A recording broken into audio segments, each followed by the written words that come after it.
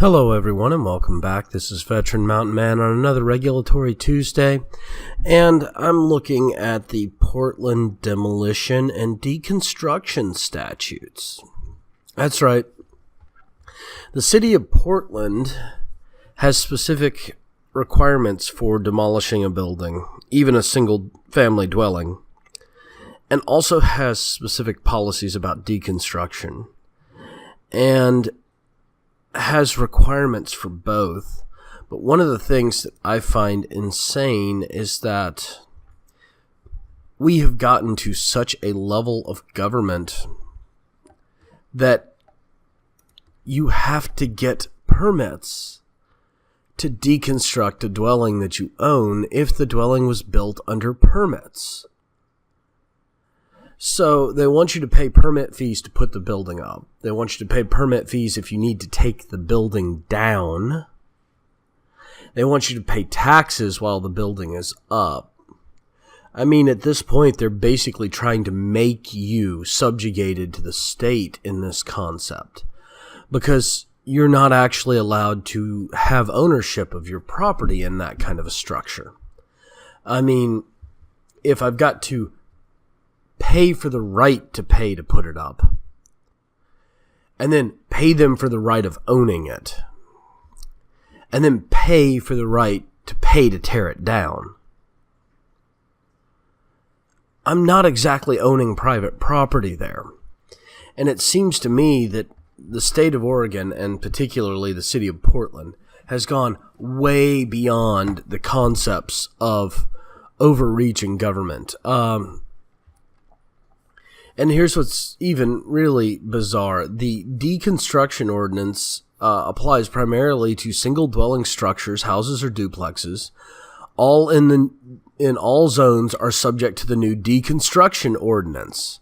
So you can't actually demolish a home anymore. You have to deconstruct it. And this is effective as of October 31st, 2016, which I didn't realize they had actually gotten this passed. Now, do you know what the difference between demolition and deconstruction is? So if you go in with a demolition crew, you tear the house apart and you throw it away. If you go in with a deconstruction crew, you disassemble the house and throw it away. So now the difference is whether or not the pieces are quote-unquote reusable. But what most people don't understand, and what I don't think the city council truly got, is, as far as I know, there are no houses being built with deconstructed materials. There's not a market for it. And just because you create this new form of waste doesn't necessarily mean that a market will arise and open up for it. Now, I know that there's a guy in Texas that is using, recycled building materials that are being thrown out by professional construction companies to build tiny homes for people who don't have houses. But that's completely different than using deconstructed materials. I mean, these materials have been up and in place for who knows how long, and you're going to use them to build a new structure? That's not exactly the best way to do things. So what it really comes down to is we've got the city, Portland, who claims that they are concerned about waste products, who, instead of allowing people to actually destroy buildings that are unsafe and dangerous, are requiring that they now deconstruct them in hopes that their materials will be reused. I mean, this is a little beyond insane, and I think we need to push back on this kind of stuff happening.